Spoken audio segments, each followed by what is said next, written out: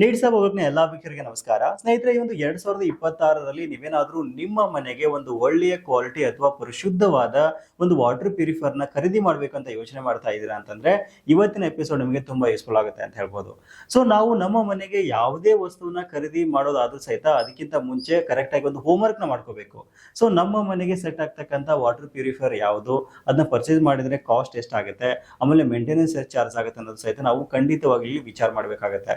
In case ನೀವೇನಾದ್ರೂ market ನಲ್ಲಿ ಒಂದು ಒಳ್ಳೆಯ ಕ್ವಾಲಿಟಿ ಅಥವಾ ಪರಿಶುದ್ಧವಾದ ನೀರು ಬರ್ತಕ್ಕಂಥ ವಾಟರ್ ಪ್ಯೂರಿಫೈಯರ್ ಪರ್ಚೇಸ್ ಮಾಡಕ್ ಹೋಗ್ತೀರಾ ಅಂತಂದ್ರೆ, ಅಲ್ಲಿ ನಮ್ಗೆ UV, UF, RO, alkaline, copper ಅಂತ ಹೇಳ್ಬಿಟ್ಟು ಹಲವಾರು ಹೆಸರಿನಲ್ಲಿ ಕನ್ಫ್ಯೂಷನ್ ಮಾಡ್ತಾರೆ. ಕೊನೆಯದಾಗಿ ಯಾವುದೇ ಒಂದು ಅಡ್ವರ್ಟೈಸ್ಮೆಂಟ್ ನೋಡ್ಬಿಟ್ಟು ಆ ಒಂದು ವಾಟರ್ ಪ್ಯೂರಿಫೈಯರ್ ನಮ್ಮನೆ ತಗೊಂಡ್ಬಂದ್ಬಿಡ್ತೀವಿ. ಆಮೇಲೆ ಅದು ಸೆಟ್ ಆಗಲ್ಲ ಅಥವಾ ಅದಕ್ಕೆ ಮೇಂಟೆನೆನ್ಸ್ ಚಾರ್ಜ್ ಕಟ್ಟಕ್ಕಾಗದೆ ಒದ್ದಾಡ್ತಾ ಇರ್ತೀವಿ. ಈ ಎಲ್ಲಾ ಸಮಸ್ಯೆಗಳಿಗೆ ಪರಿಹಾರ ಏನು, ಯಾವ ವಾಟರ್ ಪ್ಯೂರಿಫೈಯರ್ ತಗೊಂಡ್ರೆ ತುಂಬಾ ಉತ್ತಮ, ಏನ್ ಕಾಸ್ಟ್ ಆಗುತ್ತೆ ಅನ್ನೋದ್ರ ಬಗ್ಗೆ ಡೀಟೇಲ್ ಆಗಿ ಡಿಸ್ಕಷನ್ ಮಾಡ್ತಾ ಹೋಗೋಣ. ವಿಡಿಯೋನ ಸ್ಕಿಪ್ ಮಾಡದೆ ಕೊನೆವರೆಗೂ ನೋಡಿ. ಈ ವಿಡಿಯೋನ ನೀವು ಲೈಕ್ ಮಾಡೋ ಮೂಲಕ ನಮಗೆ ಸಪೋರ್ಟ್ ಮಾಡಬಹುದು.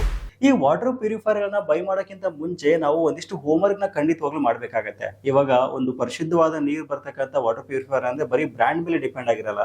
ಸೊ ಅದರಲ್ಲಿ ಏನೆಲ್ಲ ಒಂದು ಫೀಚರ್ಸ್ ನ ಕೊಟ್ಟಿದ್ದಾರೆ, ಆಮೇಲೆ ಯಾವ ಒಂದು ವಾಟರ್ ಪ್ಯೂರಿಫೈಯರ್ ನಮ್ಮ ಮನೆಗೆ ಸೂಕ್ತ ಅನ್ನೋದನ್ನ ನಾವೇ ಫೈಂಡ್ ಔಟ್ ಮಾಡ್ಕೋಬೇಕಾಗತ್ತೆ.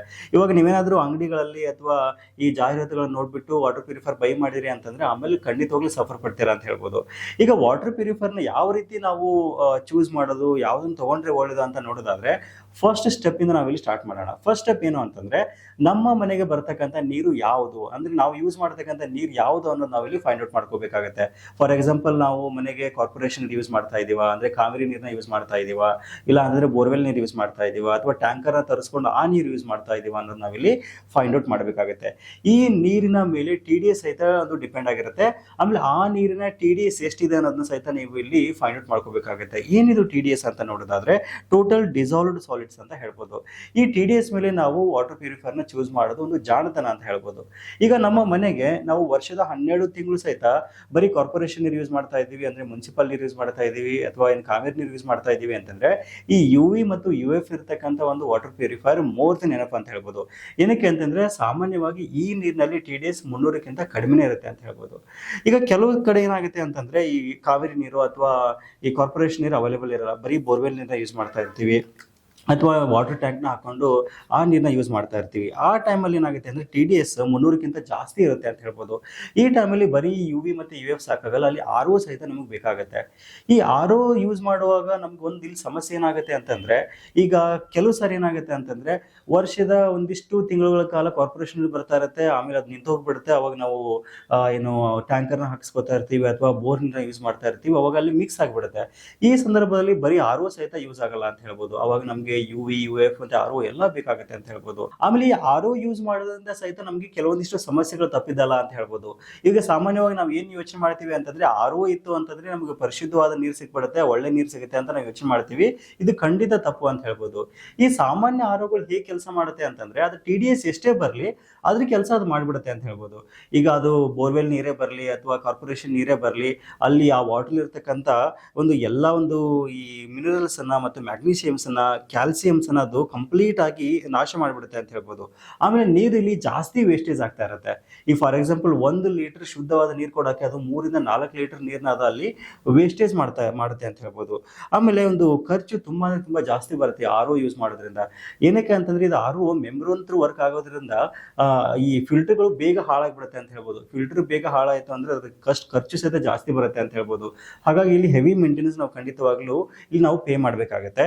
ಆಮೇಲೆ 10 ಸ್ಟೇಜ್ ಗಿಮಿಕ್ ಅಂತ ಮಾರ್ಕೆಟ್ ನಲ್ಲಿ ಹೇಳ್ತಾ ಇರ್ತಾರೆ. 10 ಸ್ಟೇಜ್ ಇದೆ, 12 ಸ್ಟೇಜ್ ಇದೆ ROದಲ್ಲಿ ಅಂತ ಹೇಳ್ತಾ ಇರ್ತಾರೆ. ಇದೆಲ್ಲ ಸುಳ್ಳು ಆಯ್ತು. ಇದೊಂಥರ ಮಾರ್ಕೆಟಿಂಗ್ ಗಿಮಿಕ್ ಅಂತ ಹೇಳ್ಬೋದು.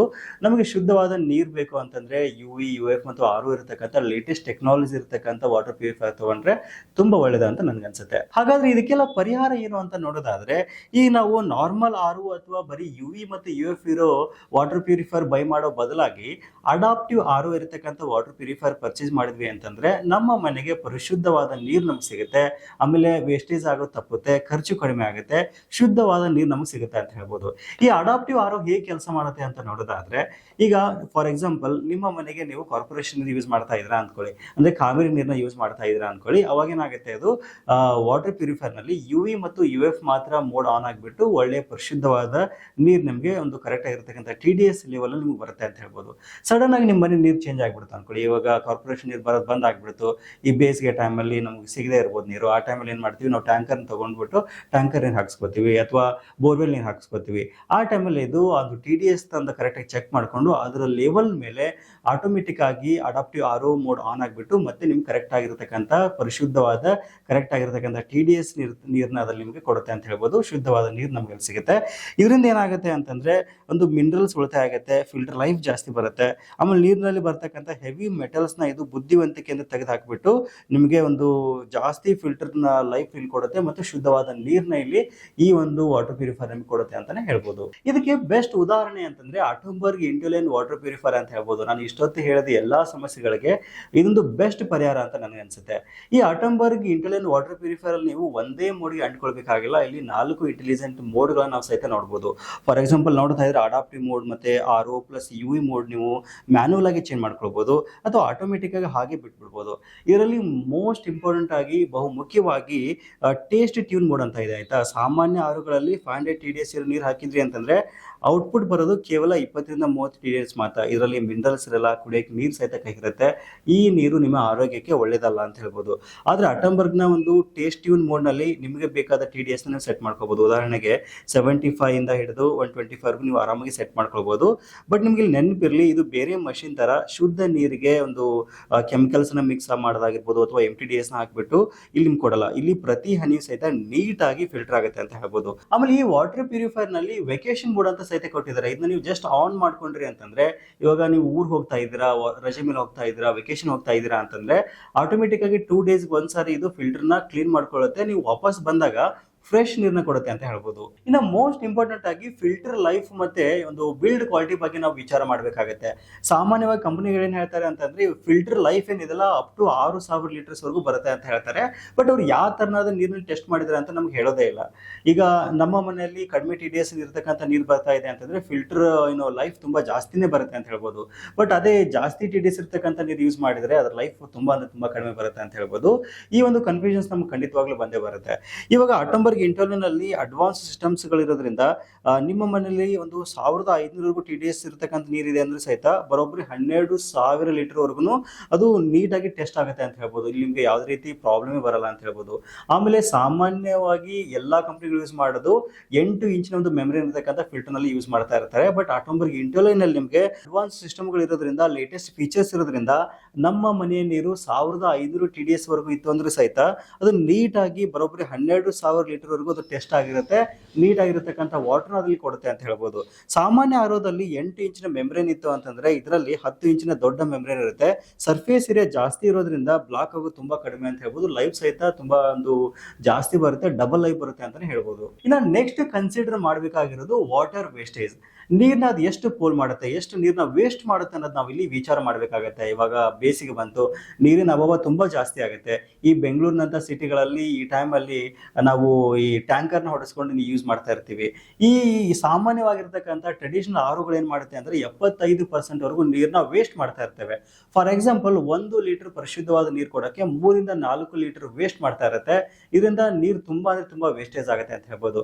ಬಟ್ ಈ ಅಟೋಂಬರ್ಗ್ ಇಂಟೆಲಿಯಂಟ್ ಅಲ್ಲಿ ನಮಗೆ ಇಂಟೆಲಿಜೆಂಟ್ ಮೋಡ್ ಇರೋದ್ರಿಂದ ಈಗ ನಾವು ನಮ್ಮ ಮನೆಯಲ್ಲಿ ಮುನ್ಸಿಪಲ್ ನೀರು ಯೂಸ್ ಮಾಡ್ತಾ ಇದೀವಿ ಅಂತಂದ್ರೆ, ಕಾವೇರಿ ನೀರನ್ನ ಯೂಸ್ ಮಾಡ್ತಾ ಇದೀವಿ ಅಂತಂದ್ರೆ ಅದು ಆಟೋಮೆಟಿಕ್ ಆಗಿ UV ಮತ್ತೆ UF ಮೋಡ್ ಅಲ್ಲಿ ಸೆಟ್ ಆಗಿಬಿಟ್ಟು 0% ಅಲ್ಲಿ ನಿಮಗೆ ನೀರು ವೇಸ್ಟ್ ಆಗಲ್ಲ ಆಯ್ತಾ. ಕಂಪ್ಲೀಟ್ ನಿಮಗೆ 1 ಲೀಟರ್ ನೀರಿಗೆ 1 ಲೀಟರ್ ಪರಿಶುದ್ಧವಾದ ನೀರನ್ನ ಅಲ್ಲಿ ಕೊಡುತ್ತೆ ಅಂತ ಹೇಳ್ಬೋದು. ಇನ್ ಕೇಸ್ ನೀವೇನಾದ್ರೂ ಬೋರ್ವೆಲ್ ನೀರು ಹಾಕಿಸ್ಕೊಂಡ್ರಿ ಅಂತಂದ್ರೆ ಆಟೋಮೆಟಿಕ್ ಆಗಿ ಅಡಾಪ್ಟಿವ್ RO ಮೋಡ್ ಆನ್ ಆಗುತ್ತೆ. ಅಲ್ಲಿ ಏನಾಗುತ್ತೆ ಅಂದ್ರೆ 50% ನೀರು ನಿಮ್ಗೆ ಅಲ್ಲಿ ಸೇವ್ ಆಗುತ್ತೆ. 1 ಲೀಟರ್ ಪರಿಶುದ್ಧವಾದ ನೀರಿಗೆ 1 ಲೀಟರ್ ಮಾತ್ರ ಅಲ್ಲಿ ವೇಸ್ಟ್ ಮಾಡ್ತಾ ಇರುತ್ತೆ. ಹಾಗಾಗಿ ಈ ಒಂದು ಲೇಟೆಸ್ಟ್ ಟೆಕ್ನಾಲಜಿ ಇರತಕ್ಕಂತ ಒಂದು ವಾಟರ್ ಪ್ಯೂರಿಫೈರ್ಗಳು ತುಂಬಾ ಉತ್ತಮ ಅಂತ ನನ್ಗನ್ಸುತ್ತೆ. ಇನ್ನ ನೆಕ್ಸ್ಟ್ ಕಂಪ್ಲೀಟ್ ಆಗಿ ವಾರಂಟಿ ಬಗ್ಗೆ ನಾವು ನೀಟ್ ಆಗಿ ಡಿಸ್ಕಷನ್ ಮಾಡ್ಬೇಕಾಗತ್ತೆ ಮತ್ತು ಅದ್ರ ಬಗ್ಗೆ ತಿಳ್ಕೊಳ್ಬೇಕಾಗತ್ತೆ.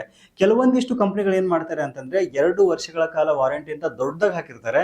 ಕೆಳಗಡೆ ಚಿಕ್ಕ ಅಕ್ಷರಗಳಲ್ಲಿ 2,000ಕ್ಕಿಂತ ಕಡಿಮೆ TDS ಇರಬೇಕು ಅಥವಾ ಮೆಮ್ರೇನ್ ಕವರ್ ಆಗಲ್ಲ, ಈ ರೀತಿಯಾಗಿ ಕೆಲವೊಂದಿಷ್ಟು ಕಂಡೀಷನ್ಸ್ ಗಳನ್ನ ಹಾಕಿರ್ತಾರೆ. ಅದ್ರ ಬಗ್ಗೆ ನಾವು ನೋಡೋದೇ ಇಲ್ಲ.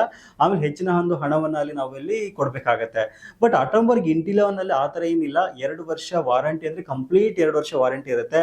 ಅದು ಏನೇ ಇಶ್ಯೂ ಆಗಿರ್ಲಿ, ಸೊ ಅದರಲ್ಲಿ ನಿಮ್ಗೆ ಪಾರ್ಟ್ಸ್ ಹೋಗಿರ್ಲಿ ಅಥವಾ TDS ಇಶ್ಯೂ ಇರಲಿ, ಎಷ್ಟೇ TDS ಬರಲಿ, ಯಾವುದೇ ನೀರನ್ನ ಯೂಸ್ ಮಾಡಿ ಕಂಪ್ಲೀಟ್ 2 ವರ್ಷ ವಾರಂಟಿ ಅಂದ್ರೆ 2 ವರ್ಷ ವಾರಂಟಿ ನೀಟ್ ಆಗಿ ಇಲ್ಲಿ ಕವರ್ ಮಾಡ್ತಾರೆ. ಇಂಥ ಒಂದು ಪ್ಯೂರಿಫೈರ್ ಪರ್ಚೇಸ್ ಮಾಡಿದ್ರೆ ತುಂಬಾ ಒಳ್ಳೇದು ಅಂತ ಹೇಳ್ಬೋದು. ಇನ್ನ ನೆಕ್ಸ್ಟ್ ಕಾಸ್ಟ್ ಓವರ್ಶಿಪ್ ಬಗ್ಗೆ ನಾವು ಖಂಡಿತವಾಗ್ಲೂ ವಿಚಾರ ಮಾಡಬೇಕಾಗತ್ತೆ. ಈ ವಾಟರ್ ಪ್ಯೂರಿಫೈರ್ ಗಳನ್ನ ಬೈ ಮಾಡುವಾಗ ಅದ್ರ ಕಾಸ್ಟ್ ನೋಡಬೇಡಿ. ನೆಕ್ಸ್ಟ್ 5ರಿಂದ 7 ವರ್ಷ ಬರ್ತಕ್ಕಂಥ ಮೇಂಟೆನೆನ್ಸ್ ಚಾರ್ಜ್ ನೀವು ಖಂಡಿತವಾಗ್ಲೂ ವಿಚಾರ ಮಾಡಬೇಕಾಗತ್ತೆ. ಕೆಲವೊಂದಿಷ್ಟು ಕಂಪನಿಗಳು ಏನ್ ಮಾಡ್ತಾರೆ ಅಂತಂದ್ರೆ ಅತಿ ಕಡಿಮೆ ಬೆಲೆಗೆ ನಿಮಗೆ ವಾಟರ್ ಪ್ಯೂರಿಫೈರ್ ನ ಕೊಟ್ಬಿಡ್ತಾರೆ. ಅದಾದ ನಂತರ 1 ವರ್ಷಕ್ಕೆ ಇಷ್ಟು AMC, 5ರಿಂದ 6,000 ರೂಪಾಯಿ AMC ಹಾಕ್ತಾರೆ, ಎನ್ಯುವಲ್ ಮೇಂಟೆನೆನ್ಸ್ ಚಾರ್ಜ್ ಅಂತ ಹಾಕ್ತಾರೆ. ಫಾರ್ ಎಕ್ಸಾಂಪಲ್ 5,000 ರೂಪಾಯಿ 1 ವರ್ಷಕ್ಕೆ ನಿಮಗೆ AMC ಹಾಕಿದ್ರು ಅಂತಂದ್ರೆ ನೆಕ್ಸ್ಟ್ 7 ಇಯರ್ಸ್ಗೆ 35,000 ರೂಪಾಯಿ ಬರೀ ನೀವು ಮೇಂಟೆನೆನ್ಸ್ ಕೊಡ್ಬೇಕಾಗ್ಬಿಡುತ್ತೆ. ಸೊ ಇದು ನಾವು ಖಂಡಿತವಾಗ್ಲೂ ವಿಚಾರ ಮಾಡಬೇಕಾಗತ್ತೆ. ಒಂದು ವೇಸ್ಟ್ ಆಫ್ ಮನಿ ಮತ್ತೆ ಒಳ್ಳೆಯ ವಾಟರ್ ಸೈಡ್ ನಮ್ಗೆ ಸಿಗಲ್ಲ ಅಂತ ಹೇಳ್ಬೋದು. ಬಟ್ ಅದ್ರ ಬದಲಾಗಿ ನಾವೇನಾದ್ರೂ ಒಂದು ಅಟೋಂಬರ್ಗ್ ಇಂಟಿಲಿಯನ್ ಅಂತ ವಾಟರ್ ಪ್ಯೂರಿಫೈರ್ ಪರ್ಚೇಸ್ ಮಾಡಿದ್ವಿ ಅಂತಂದ್ರೆ ನಿಮ್ಮ ಮನೆಗೆ ನೀವು ಜಸ್ಟ್ UV ಮತ್ತೆ UF ಯೂಸ್ ಮಾಡ್ತಾ ಇದ್ದೀರಾ ಅಂತಂದ್ರೆ ಒಂದು 7 ವರ್ಷಕ್ಕೆ ಬರೀ ಒಂದು 8,000 ರೂಪಾಯಿವರೆಗೂ ಮಾತ್ರ ನಿಮ್ಗೆ ಖರ್ಚು ಬರುತ್ತೆ. ಇನ್ ಕೇಸ್ ನೀವು ಬರೀ ಬೋರ್ವೆಲ್ ನೀರನ್ನ ಯೂಸ್ ಮಾಡ್ತಾ ಇದ್ದೀರಾ, ಅಡಾಪ್ಟಿವ್ RO ಯೂಸ್ ಮಾಡ್ತೀರಾ ಅಂದ್ರೂ ಸಹಿತ ಮ್ಯಾಕ್ಸಿಮಮ್ 12,000 ರೂಪೀಸ್ ವರೆಗೂ ಬರುತ್ತೆ ಅಂತ ಹೇಳ್ಬೋದು.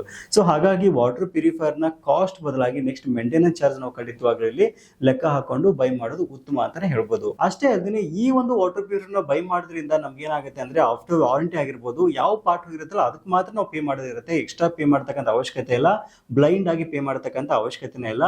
1 ವರ್ಷಕ್ಕೆ ಮ್ಯಾಕ್ಸಿಮಮ್ ಆಗಿ 2,000 ರೂಪಾಯಿವರೆಗೂ ಮಾತ್ರ ಖರ್ಚು ಬರುತ್ತೆ ಅಂತಾನೆ ಹೇಳ್ಬೋದು. ಇನ್ನ ನೆಕ್ಸ್ಟ್ ಸ್ಮಾರ್ಟ್ ಫೀಚರ್ಸ್ ಇರ್ತಕ್ಕಂಥ ವಾಟರ್ ಪ್ಯೂರಿಫೈರ್ ಬೈ ಮಾಡಿದ್ರೆ ತುಂಬಾ ಒಳ್ಳೇದು ಅಂತ ಹೇಳ್ಬೋದು. ಏನಕ್ಕೆ ಅಂತಂದ್ರೆ ಇವಾಗೆಲ್ಲ ಲೇಟೆಸ್ಟ್ ಟೆಕ್ನಾಲಜಿ ಬಂದಿದೆ, AI ಯೂಸ್ ಮಾಡ್ತಾ ಇದೀವಿ. ನಮ್ಮ ಮೊಬೈಲ್ ಫೋನ್ಗೆ ಒಂದು ವಾಟರ್ ಪ್ಯೂರಿಫೈರ್ ನ ಕನೆಕ್ಟ್ ಮಾಡ್ಕೊಂಡು ರಿಯಲ್ ಟೈಮ್ ನಲ್ಲಿ ಎಲ್ಲ TDS ಲೆವೆಲ್ ಆಗಿರ್ಬೋದು ಅಥವಾ ಫಿಲ್ಟರ್ ಹೆಲ್ತ್ ಸಹಿತ ನೀಟಾಗಿ ಚೆಕ್ ಮಾಡ್ತಕ್ಕಂಥ ಪ್ಯೂರಿಫೈರ್ ತಗೊಂಡ್ರೆ ತುಂಬಾ ಒಳ್ಳೇದು ಅಂತ ನನ್ಗನ್ಸುತ್ತೆ. ಫಾರ್ ಎಕ್ಸಾಂಪಲ್ ಒಂದು ಅಟೋಂಬರ್ಗ್ ಇಂಟಿಲಿಯನ್ ನಲ್ಲಿ ಒಂದು ಎಲ್ಲಾ ಫೀಚರ್ಸ್ ನ ಇದು ಒಳಗೊಂಡಿರುವಂತದ್ದು ನೋಡ್ತಾ ಇದ್ರ. ನಮ್ಮ ಮೊಬೈಲ್ ಫೋನ್ ಅಲ್ಲಿ ಒಂದು ಆಪ್ ನ ಇನ್ಸ್ಟಾಲ್ ಮಾಡ್ಕೊಂಡು ಅದಕ್ಕೆ ನಾವು ಈ ವಾಟರ್ ಪ್ಯೂರಿಫೈರ್ ನ ಕನೆಕ್ಟ್ ಮಾಡ್ಕೊಂಡ್ವಿ ಅಂತಂದ್ರೆ ರಿಯಲ್ ಟೈಮ್ ಅಲ್ಲಿ TDS ನಮಗೆ ತೋರಿಸ್ತಾ ಹೋಗುತ್ತೆ. ಆಮೇಲೆ ಫಿಲ್ಟರ್ ಹೆಲ್ತ್ ಸಹಿತ ಆರಾಮಾಗಿ ಚೆಕ್ ಮಾಡ್ಕೋಬಹುದು, ಎಷ್ಟು ಪರ್ಸೆಂಟೇಜ್ ಇದೆ, ಇನ್ನ ಎಷ್ಟು ಉಳ್ಕೊಂಡಿದೆ ಅನ್ನೋ ಲೆಕ್ಕದಲ್ಲಿ ನಮ್ಗೆ ತೋರಿಸುತ್ತೆ. ಆಮೇಲೆ ಮೇನ್ ಆಗಿ ಸರ್ವಿಸ್ ಬುಕಿಂಗ್ ಅಂತ ಹೇಳ್ಬೋದು. ಈಗ ಏನಾದರೂ ಇಶ್ಯೂ ಆಗಿಬಿಡ್ತು, ವರ್ಕಿಂಗ್ ಏನೋ ಪಾರ್ಟ್ ಹೋಗ್ಬಿಡ್ತು ಅಥವಾ ಏನೋ ಇಶ್ಯೂ ಆಗಿದೆ, ಸರ್ವಿಸ್ ನ ಬುಕ್ ಮಾಡಬೇಕು ಅಂದ್ರೆ ಕಸ್ಟಮರ್ ಕೇರ್ಗೆ ಕಾಲ್ ಮಾಡ್ಕೊಂಡು ವೇಟ್ ಮಾಡೋದಲ್ಲ, ಜಸ್ಟ್ ಆಪ್ ನಲ್ಲಿ ನೀವು ಸರ್ವಿಸ್ ನ ಸಹಿತ ಆರಾಮಾಗಿ ಬುಕ್ ಮಾಡ್ಕೊಳ್ಬಹುದು. ಅಷ್ಟೇ ಅದನ್ನ ಯೂಸೇಜ್ ಡೇಟಾ ಸಹಿತ ನೋಡ್ಕೋಬಹುದು. ನೀವು ಒಂದ್ ದಿವಸಕ್ಕೆ ಎಷ್ಟು ನೀರು ಕೊಡಿದಿರಾ, ಇನ್ನ ಎಷ್ಟು ಉಳ್ಕೊಂಡಿದೆ, ಎಲ್ಲ ಡೀಟೇಲ್ ಆಗಿರ್ತಕ್ಕಂಥ ಇನ್ಫಾರ್ಮೇಶನ್ ನ ಒಂದು ಅಪ್ಲಿಕೇಶನ್ ಅಲ್ಲೇ ಸಹಿತ ನಿಮ್ಮ ಒಂದು ನೀಟಾಗಿ ನೋಡ್ಕೊಂಡು ನೀವು ಆರಾಮಾಗಿ ಯೂಸ್ ಮಾಡ್ಕೋಬಹುದು. ಇನ್ನ ಕೊನೆಯದಾಗಿ ಹೇಳೋದಾದ್ರೆ ನಿಮ್ಮ ಏರಿಯಾದಲ್ಲಿ ನೀರಿನ TDS ತುಂಬಾ ಜಾಸ್ತಿ ಇದೆ ಅಥವಾ ಪದೇ ಪದೇ ನೀರು ಚೇಂಜ್ ಆಗ್ತಾ ಇದೆ, ಮುನ್ಸಿಪಲ್ ನೀರು ಟು ವಾಟರ್ ಟ್ಯಾಂಕ್ ಅಥವಾ ಬೋರ್ವೆಲ್ ನೀರು ಈ ತರ ಚೇಂಜಸ್ ಆಗ್ತಾ ಇದೆ ಅಂತಂದ್ರೆ ಈ ಟ್ರೆಡಿಷನಲ್ RO ಬದಲಾಗಿ, ನಾರ್ಮಲ್ RO ಇರತಕ್ಕಂಥ ವಾಟರ್ ಪ್ಯೂರಿಫೈರ್ ಬದಲಾಗಿ ಅಡಾಪ್ಟಿವ್ RO ಇರತಕ್ಕಂಥ ವಾಟರ್ ಪ್ಯೂರಿಫೈರ್ ತಗೊಳ್ಳೋದು ಬುದ್ಧಿವಂತಿಕೆ ಅಂತ ನನ್ಗನ್ಸುತ್ತೆ. ಸೊ ಉದಾಹರಣೆಗೆ ಒಂದು ಅಟೋಂಬರ್ಗ್ ಇಂಟಿಲಿಯನ್ ವಾಟರ್ ಪ್ಯೂರಿಫೈರ್ ನಮಗೆ ಇಂಟೆಲಿಜೆಂಟ್ ಫಿಲ್ಟ್ರೇಷನ್ ಕೊಡುತ್ತೆ, ಅತಿ ಕಡಿಮೆ ಮೇಂಟೆನೆನ್ಸ್ ಕಾಸ್ಟ್ ಬರುತ್ತೆ, ನೀರು ಮತ್ತು ಫಿಲ್ಟರ್ ಲೈಫ್ ಎರಡನ್ನೂ ಸಹಿತ ಉಳಿಸುತ್ತೆ, ಹೆವಿ ಮೆಟಲ್ಸ್ ಮತ್ತು ಲವಣಾಂಶಗಳನ್ನ ಇದು ಬ್ಯಾಲೆನ್ಸ್ ಮಾಡುತ್ತೆ. ಹಾಗಾಗಿ ಒಂದು ಸ್ಮಾರ್ಟ್ ಆಗಿರತಕ್ಕಂಥ ಬೆಸ್ಟ್ ವಾಟರ್ ಪ್ಯೂರಿಫೈರ್ ನೋಡ್ತಾ ಇದ್ದೀರಾ ಅಂತಂದ್ರೆ ಇದೊಂದು ಉತ್ತಮವಾದ ಆಯ್ಕೆ ಅಂತಾನೆ ಹೇಳ್ಬೋದು. ಸೊ ಇದಿಷ್ಟು ಇವತ್ತಿನ ಮಾಹಿತಿ. ಒಂದು ವಾಟರ್ ಪ್ಯೂರಿಫೈರ್ ಬಗ್ಗೆ ಇನ್ನ ಹೆಚ್ಚಿನ ಮಾಹಿತಿ ಬೇಕು ಅಂದ್ರೆ ಕಮೆಂಟ್ ನಲ್ಲಿ ಆರಾಮಾಗಿ ಕ್ವಶನ್ ಕೇಳಬಹುದು. ಎಲ್ಲಾ ಪ್ರಶ್ನೆಗಳಿಗೆ ನಾನು ಆನ್ಸರ್ ಮಾಡ್ತಾ ಹೋಗ್ತೀನಿ ಮತ್ತು ವಿಡಿಯೋದ ಡಿಸ್ಕ್ರಿಪ್ಷನ್ ಅಲ್ಲಿ ಎಲ್ಲಾ ಮಾಹಿತಿ ಕೊಟ್ಟಿದ್ದೀನಿ, ಚೆಕ್ ಮಾಡ್ಕೊಂಡು ಆರಾಮಾಗಿ ಪರ್ಚೇಸ್ ಮಾಡಬಹುದು. ಸೊ ಇದಿಷ್ಟು ಇವತ್ತಿನ ಮಾಹಿತಿ. ಸಿಗೋಣ ಮತ್ತೆ ಮುಂದಿನ ಇಂಟ್ರೆಸ್ಟ್ ವಿಡಿಯೋದೊಂದಿಗೆ. Thank you for watching. Take care.